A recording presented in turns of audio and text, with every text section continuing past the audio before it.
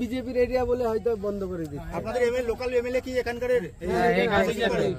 আর যে এমপি রয়েছে এইটাও একটা হতে পারে।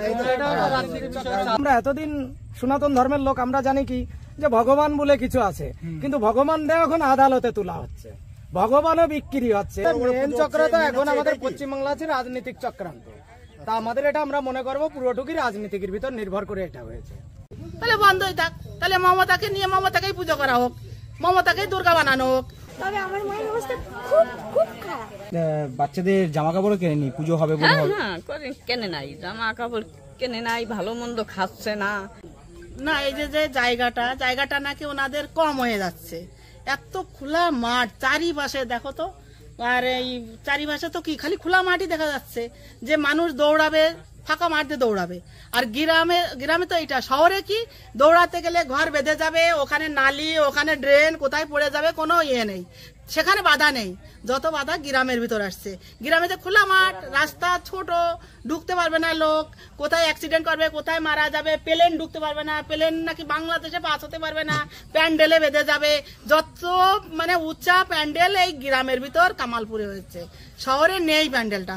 কালকেও আমি দেখে এসেছি শহরে একটা প্যান্ডেল কত উঁচু, ওখানে তো প্লেন তো মাথার উপর দিয়ে ঘুরে বেড়ায়, তাদের প্লেনটা বাঁধবে না ওখানে। হ্যাঁ, সোদপুরে আছে কি কোথায় জানি না, কিন্তু আর এই কামালপুরের প্যান্ডেলটা নাকি বাংলাদেশে প্লেনটা ঢুকতে পারবে না, তার নাকি এখানে অ্যাক্সিডেন্ট হবে। আরে হোক না অ্যাক্সিডেন্ট, কপালে থাকলে অ্যাক্সিডেন্ট যেখানে সেখানে হয়েই যাবে। কারোর বাবার ক্ষমতা নেই যে অ্যাক্সিডেন্টটা ঠেকাতে পারবে। কেউ যার সময় জানবে যে আমি যাচ্ছি, আমার আগে অ্যাক্সিডেন্ট হবে, কেউ বলতে পারবে? কেউ বলতে পারবে না। তাহলে এই ফাঁকা মাঠে পুজো হতে ওনাদের কি অসুবিধা হচ্ছে?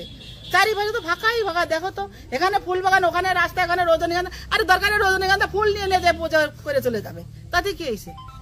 তাতে ওদেরকে মন্ত্রীদের অসুবিধায় আসছে যে না, গ্রামে কোনো জায়গা নেই, বেরোতে পারবে না, ডাক্তারের ইয়ে নেই, লাইন দিতে পারবে না, কারেন্টের শর্ট খাবে। কোথায় কারেন্টের শর্ট খাবে? কারেন্টের শর্ট তো শহরে খেয়ে খেয়ে মরে যাচ্ছে কত জায়গায়, তাতে দোষ নেই, গ্রামটা যত দোষ আছে।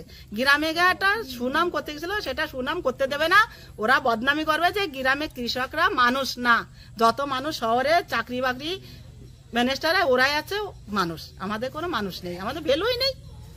ছেলে মেয়েরা দেখো পুজোয় সব জামা কাপড় না কিনে এই পুজোর জন্য সব চারিপাশে চাঁদা তুলে ঘরের পয়সা সব এইখানে দিয়ে এরাই কাজ করছে। এখন বলছে পুজো বন্ধ, তাহলে বন্ধই থাক, তাহলে মমতাকে নিয়ে মমতাকেই পুজো করা হোক, মমতাকেই দুর্গা বানানো হোক। আমার খুব কষ্ট হচ্ছে, কেন পুজোটা কেন হতে দিচ্ছে না?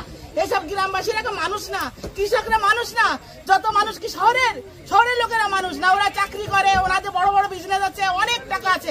আমাদের কাছে টাকা নেই, কিন্তু আমাদের মন আছে, আমাদের দিল আছে, আমাদের সবকিছু আছে, কিন্তু আমাদের সাপোর্ট পাচ্ছি না। আমরা কেন দেবে না সাপোর্ট? খাবার বন্ধ করে দেবো, না খেয়ে মরবে।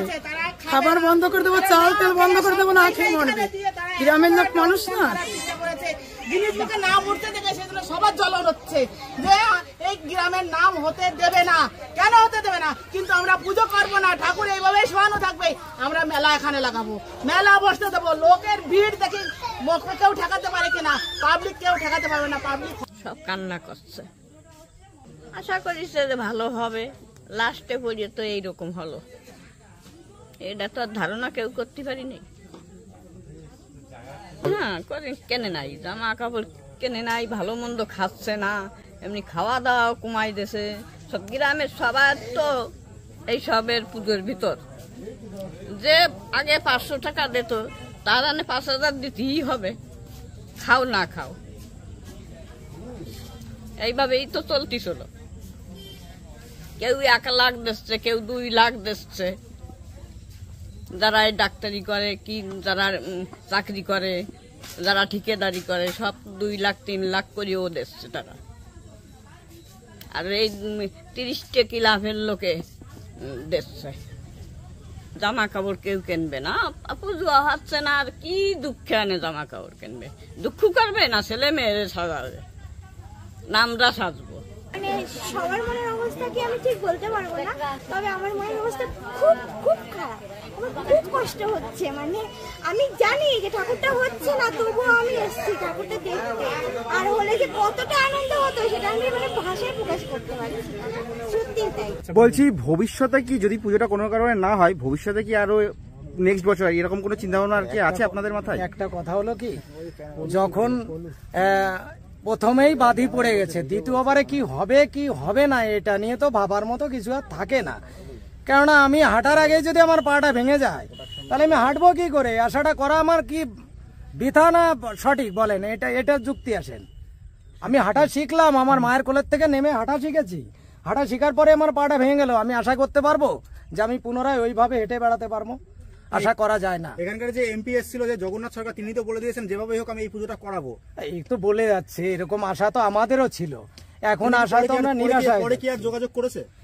যোগাযোগ বলতে কি, ও যেটুক করেছে শোনেন, গাছে ফলটা অনেক ঊর্ধ্বে থাকলে মনে হয় কি খুব ছোট ফল, যখন নিচে পড়ে না সে কিন্তু অনেক বড় দেখা যায়, কেন উপরে থাকলে ছোট দেখা যায়। তো ওনরা 6 মাস পরে, 3 মাস পরে, 3 বছর পরে আসবে একদিন, এসে বলবে হ্যাঁ আমরা এ করবো ও করবো তা করবো। পরিবর্তে দেখা গেল আমরা যখনই যোগাযোগ করতে যাবো, যোগাযোগ আমাদের সঙ্গে নাও তো করতে পারে, এটা তো সত্যি ঘটনা। এবার বলেন কি করতে পারি আমরা? তা আমাদের আশাই শেষ হয়ে গেছে, বুঝতে পেরেছেন? পরে আর কোনো এমপি এমএলএ কোনো যোগাযোগই রাখছে না আমাদের সঙ্গে, আর কোনো এখানের কোনো যোগাযোগ হয় না। আর যে হচ্ছে যে কোর্টে যে কেস লড়তে যে অনেক টাকা খরচ হচ্ছে, সেই টাকা আপনারা আর দিতে পারছেন না, তাই তো? আজকে যে কোর্টের যে রায় ছিল, সেখানে যে পয়সাটা যে আপনারা যে পয়সাটা খরচ করে দেবেন সবাইকে, ওই যে কোর্টের উকিলকে, সেই পয়সাটা দেওয়ার পরিস্থিতি নেই। আমাদের পরিস্থিতি সমস্ত পয়সা ফুরিয়ে গেছে, সব শেষ। প্রতিদিন মনে করো শুধু পয়সা না, আমাদের পয়সা না, আমাদের বউ ছেলে মেয়ে যা গুছায় রাখিছিল ঘটে, তা আমাদের বাঙালিদের ভিতর তো ঘট আছে, লক্ষ্মীর ভান্ডার আছে না, বাড়ি বাড়ি লক্ষ্মীর ঘট থাকে না, লক্ষ্মীর ঘটেও যা ছেলে মেয়ে যা 10 টাকা 5 টাকা 2 টাকা গুছাইছিল, তাও অবশেষে দিয়েছিল। দেওয়ার পরেও তাতেও আমরা পারিনি রক্ষা করতে। তথাপি তো আমাকে এখন একই আমাদের কপাল পোড়া, আর মা দুর্গা আমাদের দিকে তাকায়নি, এই জন্য আমাদের আর হয়নি। এইটুকু আমরা মনের ভরসা নিয়েছি, এছাড়া কি করব? আজকাল দিনের কথা হচ্ছে কি, যে সব জিনিস আমাদের যা সবকিছু নিয়েই তো কোর্ট মেন হয়, কিন্তু এখন আমরা এতদিন সনাতন ধর্মের লোক আমরা জানি কি যে ভগবান বলে কিছু আছে, কিন্তু ভগবান এখন আদালতে তোলা হচ্ছে, ভগবানও বিক্রি হচ্ছে, এরকম কিছু হয়ে গেছে এখন বর্তমান পশ্চিম বাংলার অবস্থা। বাইরের কথা অতটা বাইরে আমার ঘোরা নেই, আমি বলতে পারবো না, কিন্তু এইখানকার কথা বলতে পারি। পশ্চিম বাংলার কথা যেটুকু জানি, এখন কোর্টে যে মা দুর্গারে নিয়ে ঠেলাঠেলি, এর কাছ থেকে ওর কাছে, ওর কাছ থেকে কোর্টে, কোর্টের থেকে থানায়, থানার থেকে ডিএম এর কাছে, এই হচ্ছে ঠেলাঠেলি। তাহলে কি করা যাবে আর বলুন? আচ্ছা, এই পুজোটা কি কোনো পলিটিক্যাল পুজো ছিল? না না, পার্টিগত? না না, পুজোটা কি পুরো সম্পূর্ণ গ্রামের? হ্যাঁ, সব গ্রামের, একদম দিন খাটে দিন আনা লোক, সব মাঠে কাটা লোক। এখানে কোনো স্পন্সরশিপ পেয়েছিল কি?